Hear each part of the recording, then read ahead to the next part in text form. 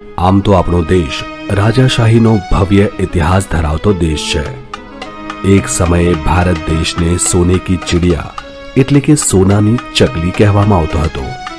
એ સમયમાં આપણા દેશના રાજા રજવાડાઓ આપણા દેશની શાન હતા। આજે પણ લોકોમાં તેમના પ્રત્યે એટલો જ ગર્વ છે।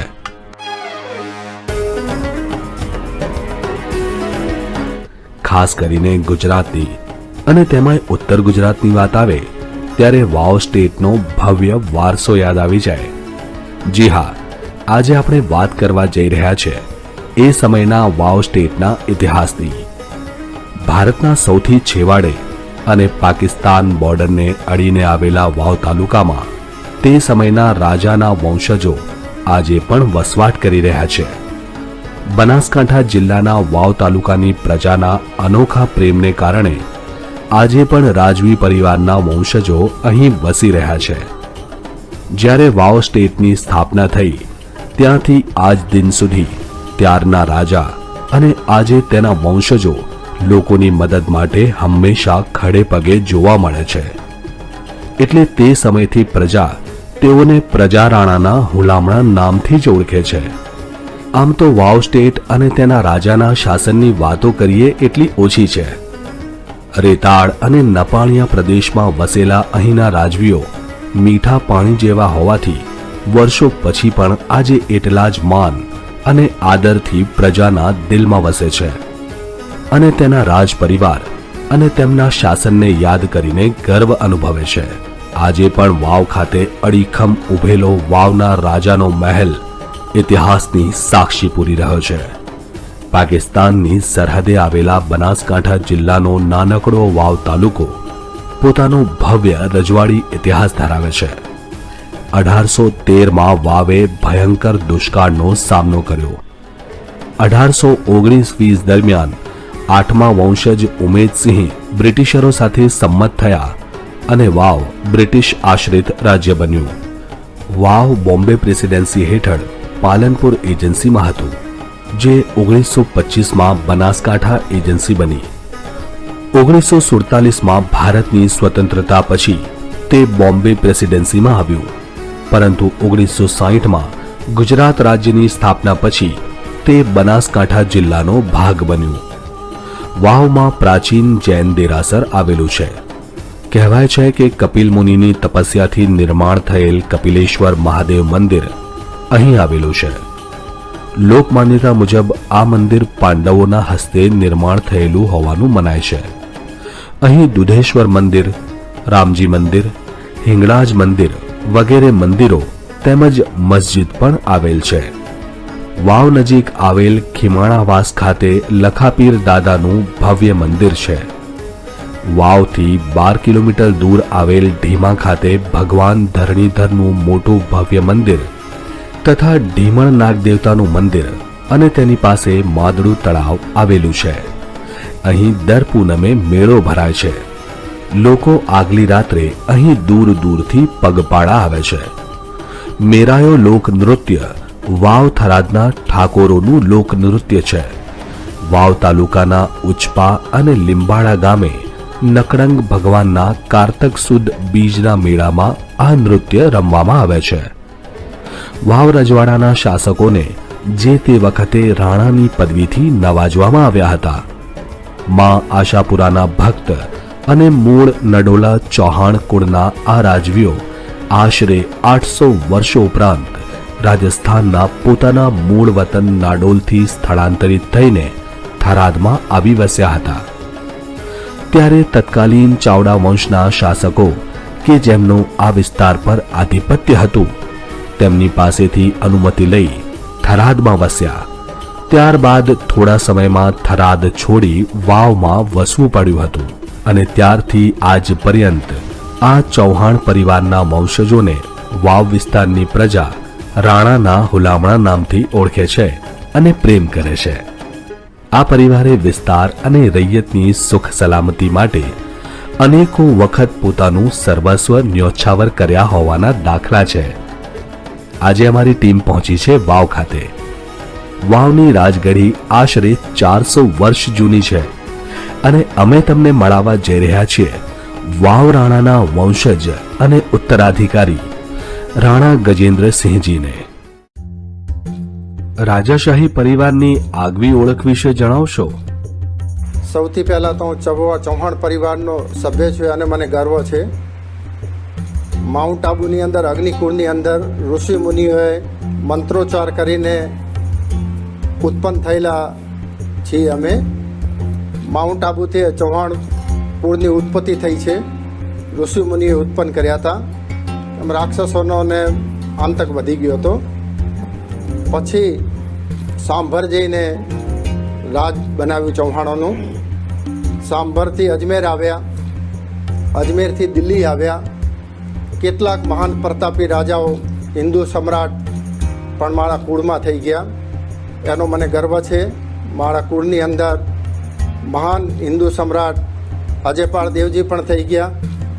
એમના પછી એમની 11મી પેઢીએ મહાન હિન્દુ સમ્રાટ પૃથ્વીરાજ ચૌહાણ પણ થઈ ગયા. બુંદી સ્ટેટની અંદર અમીર 18 પણ થઈ ગયા. અને એ રીતે એમના વંશજોનો અમે દિલ્હીથી નાડોલ આવ્યા, નાડોલથી થરાદ આવ્યા અને વાવ આવ્યા છીએ. વાવ આવ્યાને વાવ રાજ્ય સ્થાપ્યું અમે. ચૌહાણ પરિવાર દેશના પ્રથમ 5 રજવાડા પૈકીનો એક ગણાય છે. આ કુળ વિશે થોડી જાણકારી આપો. ચૌહાણ પરિવારમાં મહાન રાજાઓ થઈ ગયા છે. જે અજયપાળજી, જે પૃથ્વીરાજ ચૌહાણ, અમીર 18, વાવ સ્ટેટની અંદર પણ રાજા એવા થઈ ગયા છે. થરાદની અંદર પણ રાજા પરાક્રમી થઈ ગયા છે. એમનો ઇતિહાસ બહુ ઉજ્જવળ છે. પોતે ભૂખ્યા રહેતા હતા ને રૈયતનું રક્ષણ કરતા હતા. એવા અનેક દાખલાઓ છે. પૃથ્વીરાજ ચૌહાણ એ મોહમ્મદ ઘોરીને અફઘાનિસ્તાનથી ચડાઈ કરીને ભારત ઉપર આવતો હતો. એને 16 વાર અટકાવ્યો હતો. 16 વાર બહુ ખરાબ રીતે એને હરાવ્યો હતો. અને 17મી વખત દગાથી પૃથ્વીરાજજીને હરાવ્યા હતા. અને એ ટાઈમે પૃથ્વીરાજ ચૌહાણે એને કીધું કે મેં તને 16 વાર જવા દીધો, તો 1 વાર તો મને જવા દે. તો કે હું તમારા જેવો ભોળો નથી, તો હું તમને છોડી દઉં. વાવ રાજ્યની સ્થાપના સંવત 1300ની અંદર વાવની સ્થાપના કરી હતી. અમે નાડોલની અંદર દિલ્હી છૂટ્યા પછી નાડોલ આવ્યા હતા. નાડોલ ભયંકર દુષ્કાળ પડવાના હિસાબે ત્યાં પણ રહેવું મુશ્કેલ થઈ ગયું હતું. લોકોને ખાવા પીવાનું પણ, ઘાસચારાનો પણ મોટો પ્રશ્ન ઊભો થયો હતો. એ હિસાબે રાજાએ માતાજીની આરાધના કરી. માતાજીએ અમને સપનામાં આવીને કીધું કે તું દક્ષિણ બાજુમાં જા, ત્યાં એક પ્રદેશ આવશે, ત્યાં તું મારું સમણ કરીશ. ત્યાં હું તારી રથ બનીને આગળ ચાલીશ. જ્યાં રથની નાન તૂટે ત્યાં તું મારું મંદિર બનાવજે. એ જગ્યા ઉપર તું રાજમહેલ બનાવજે. એ જગ્યાએ અમે રાજગાદી બાંધી ત્યાં કિલ્લો બનાવ્યો થરાદમાં. અને થરાદની અંદર અમે રાજ કરતા હતા.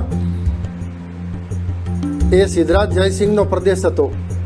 સિદ્ધરાજ જયસિંહે પણ એમની દીકરીનો વિવાહ રાણા પૂજાજીના દીકરા સરે ગોગલ સાથે કર્યો હતો. અને આ પ્રદેશ એમને પાછળથી ભેટમાં આપ્યો હતો.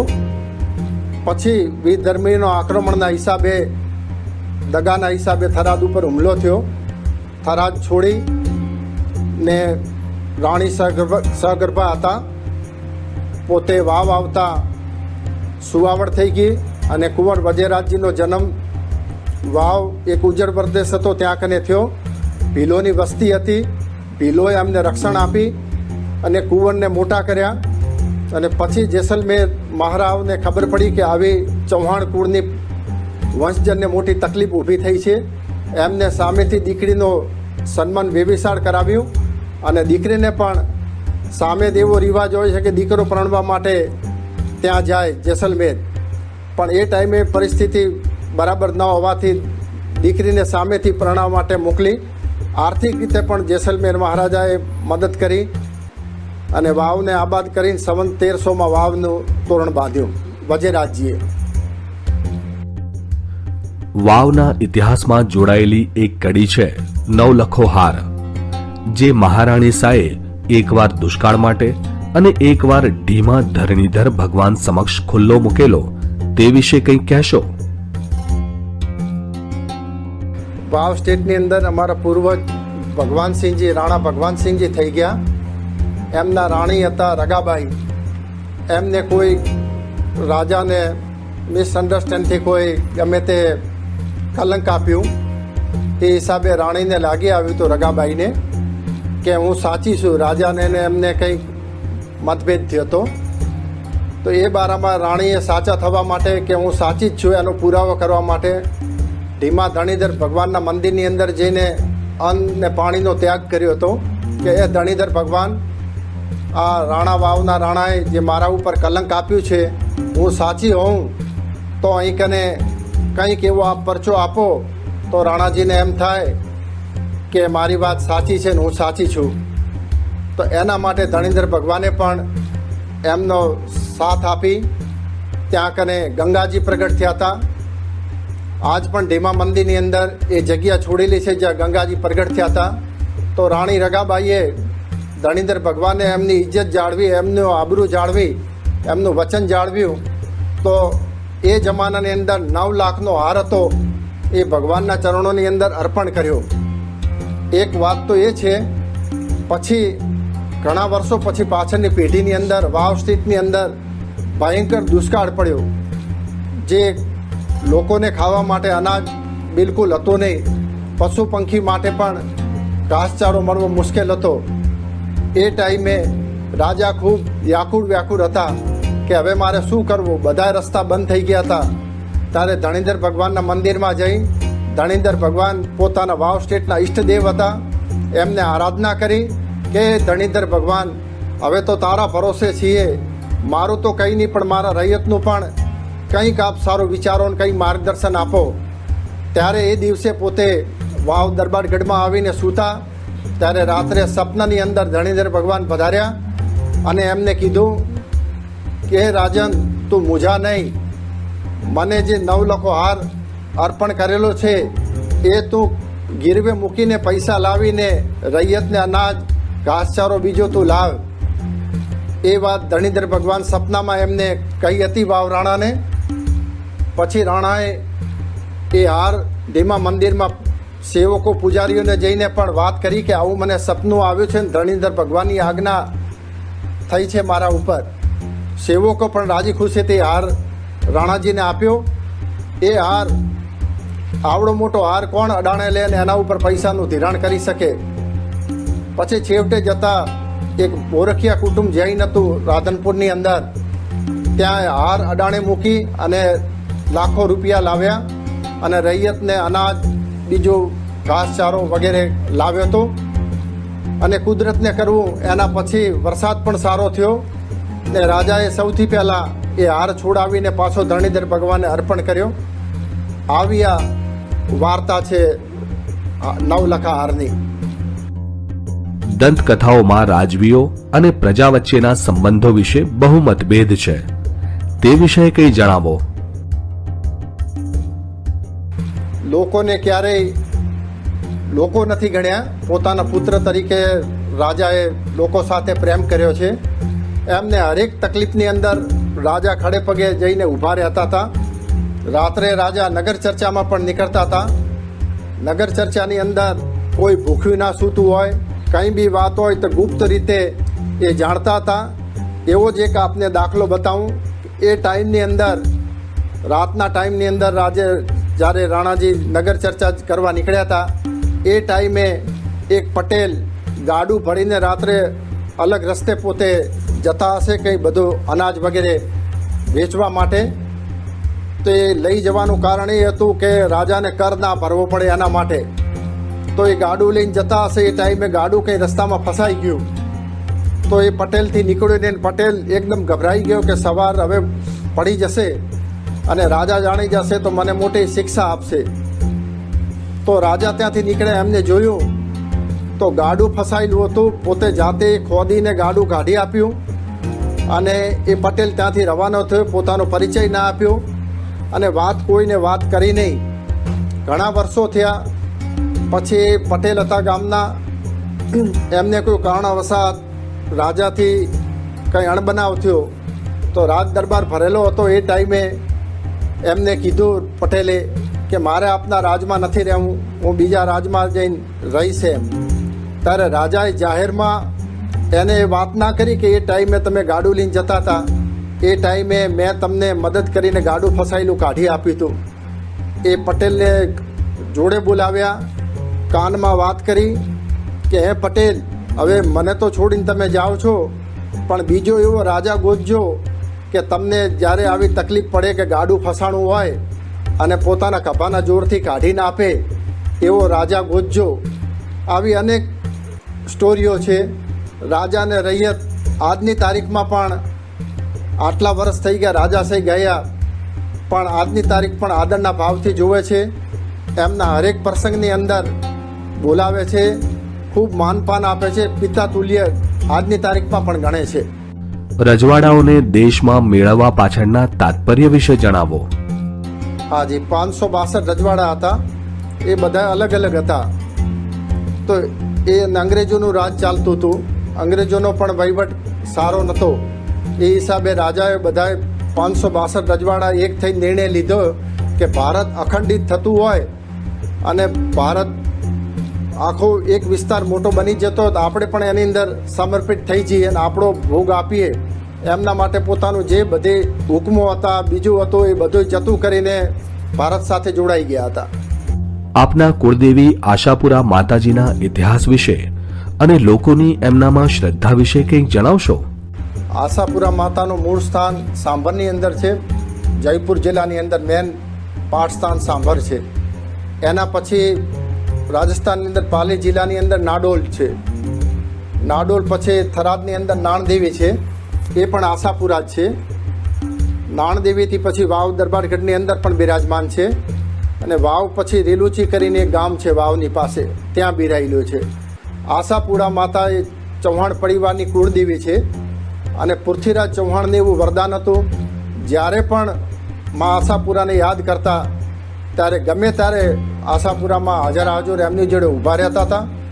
અને અત્યારે પણ બધાય વર્ણો અલગ અલગ જાત છે, એ પણ રાજપૂતોમાંથી જ નીકળેલા છે. એમની પણ અલગ અલગ જણોની કુળદેવી પણ આશાપુરા માતા છે. રાજાશાહીના પહેરવેશ વિશે થોડી માહિતી આપશો અને તેમની પદવીઓ વિશે જણાવશો. રાજાશાહીનો પહેરવેશ એક અલગ ટાઈપનો, બહુ આમન્યા વાળો પ્રવેશ હતો. એ જમાના અંદર કેડિયા, અડીવટા, ધોતી, અચકન, બ્રિજેસ, કમર બાંધતા હતા. એ રીતે અલગ અલગ પ્રદેશોનો અલગ અલગ પહેરવેશ હતો. માથામાં પાઘડી પણ પહેરતા, સાફો પહેરતા. અને સાફા અને પાઘડી ઉપરથી માણસ ઓળખાતો કે આ માણસ કયા વિસ્તારનો છે, કઈ જાતનો છે, કયા વર્ણનો છે, એ રીતે પણ ખ્યાલ આવતો હતો. આજે રાજાઓ જેવા કાર્ય કરતા હતા એવી રીતે એમને પદવીઓ આપવામાં આવતી હતી. હવે વાવ સ્ટેટને રાણાની પદવી આપી છે. એ ટાઈમે એવા કાર્ય કર્યા હતા. તો હવે એ ટાઈમે જે રાજા મહારાજાઓ ઘણા મોટા હોય એમના તરફથી ઉપકાર કરીને પદવી આપવામાં આવતી હતી. રાણા છે, મહારાજા છે, રાજાધીરાજ છે, રાજવલ્લભ છે, એવી અનેક પદવીઓ હતી. રાજાશાહી અને લોકતંત્રમાં શું ફરક છે? રાજાશાહી રાજા પોતે ચલાવતા હતા. રાજા ગામનું કે વિસ્તારનું મહાજન, હરેક કોમના વર્ણો એ બેસી રાજ દરબાર ભરાતો હતો. રાણીઓ પણ એની અંદર રાજ દરબારમાં ખાનગી રીતે પડદા પાછળ બેસીને એ પણ શું નિર્ણય થાય છે એ સાંભળતી હતી. અને એના પછી ખૂબ ચિંતન કર્યા પછી નિર્ણય લેવામાં આવતો હતો. અને નિર્ણય ખૂબ રાજાશાહીમાં ઝડપી લેવામાં આવતો હતો. રાજાનો દીકરો પણ ગુનો કરેલો હોય એને પણ સૂર્ય ચડાવવામાં આવતો હતો. અત્યારે લોકશાહીની અંદર હવે વિસ્તાર ઘણો મોટો થઈ ગયો, એટલે તલાટીથી કરીને મામલતદાર છે, કલેક્ટર છે કે આગળ સચિવ છે, ત્યાં સુધી બધી વાત જાય. એટલે થોડોક એમાં ટાઈમ લાગે એવું લાગે છે. લોકશાહીમાં ઘૂસણખોરી અને ભ્રષ્ટાચાર એ બહુ પ્રચલિત વ્યાખ્યાઓ છે. તો શું રાજાશાહીમાં પણ એના અવશેષ જોવા મળતા હતા?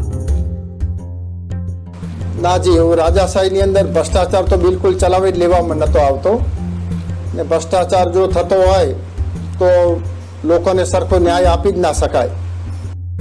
ગુજરાતમાં રહેલા વિવિધ સ્ટેટ વિશે કંઈક જાણકારી આપશો? ગુજરાતની અંદર ઘણા બધા સ્ટેટો હતા, જેવા કે ભાવનગર ગોહિલોનું સ્ટેટ હતું. સૌથી પહેલાં જ્યારે અખંડ ભારત બનતો હતો ત્યારે ભાવનગરના મહારાજા કૃષ્ણકુમારસિંહજી ગોહિલે સૌથી પહેલાં પોતાનું રાજ્ય લખી આપ્યું હતું. એવું વડોદરાનું ગાયકવાડ પરિવાર હતું. ગાયકવાડ પરિવાર પણ ખૂબ વડોદરાનો વિકાસ કર્યો. અડધું ગુજરાત એમના અંદર આવતું હતું ગાયકવાડ સત્તાની અંદર. ભણતરની અંદર પણ એમને ખૂબ કડક કાયદા બનાવ્યા હતા કે એ જમાનાની અંદર કોઈ પણ અભણ ના રહી જાય એના માટે દંડ કરવામાં આવતો હતો.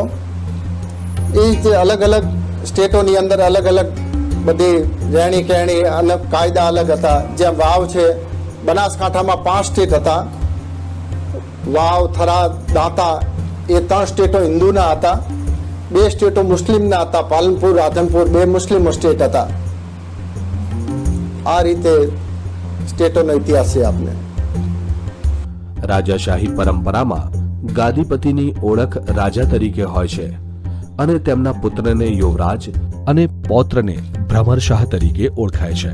યુવરાજ શ્રી શિવરાજસિંહજી ચૌહાણ પણ આપણી સાથે છે, ત્યારે અમુક સવાલ એમનાથી કરીએ. યુવરાજ, આપ રાજઘરાણાના વંશજ છો અને આપનો પરિવાર ભવ્ય ભૂતકાળ ધરાવે છે.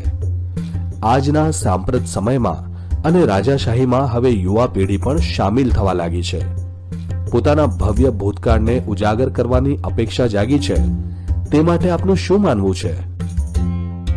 ભૂતકાળમાં વાવ સ્ટેટનો જે ઇતિહાસ છે એ બહુ ઉજ્જવળ હતો. અમારા જે બાપ દાદાઓ છે એમના નામના ગામો છે, જેમ કે હરિપુરા છે, હરિસિંહજી રાણા સાહેબ, લેટ રાણા સાહેબ ઉપર છે. તખતપુરા છે, મારા ગ્રેટ ગ્રેન્ડફાધર થાય તખતસિંહજી એમના ઉપર છે. એવા ઘણા ગામો છે. ચંદનગઢ છે, એ ચંદનસિંહ બાવા ઉપર છે. ઉમેદપુરા છે, ગંભીરપુરા છે, સરદારપુરા છે, ઘણા બધા ગામો છે. અને એ ટાઈમમાં પણ પબ્લિકનો ખૂબ આદર હતો. અત્યારે પણ અમે ગામ સાથે જોડાયેલા છીએ અને ઓળખ જે અમારી છે ગામથી જ છે. સિટીમાં શિફ્ટ થવાથી કે એમ નથી, ગામ પ્રત્યે લગાવ પણ એટલો રાખેલો છે અને અમારી જે પ્રજા છે એને પણ અમારા પ્રત્યે બહુ લગાવ છે. રખેવાળ છાપા સાથે અમે ખૂબ ઘરનો નાતો, કુટુંબી નાતો ધરાવીએ છીએ અને એ કુટુંબ જેવો અમારે નાતો છે. રખેવાળ દૈનિક કે જ્યારે પાક્ષિક હતું ત્યારથી એના અમે ચાહક, અમારા પૂર્વજો પણ, દાદા પણ જ્યારે વાંચતા ત્યારે અમે એમાં વાંચતા. એ જ રીતે રખેવાળ એમનું કાર્ય કરતું રહે અને ખૂબ આગળ વધે એવી અમે વાવ સ્ટેટ રાજ પરિવાર તરફથી શુભેચ્છા પાઠવીએ છીએ. ખૂબ ખૂબ આભાર રખેવાળ ટીમનો. જય માતાજી, જય ભારત.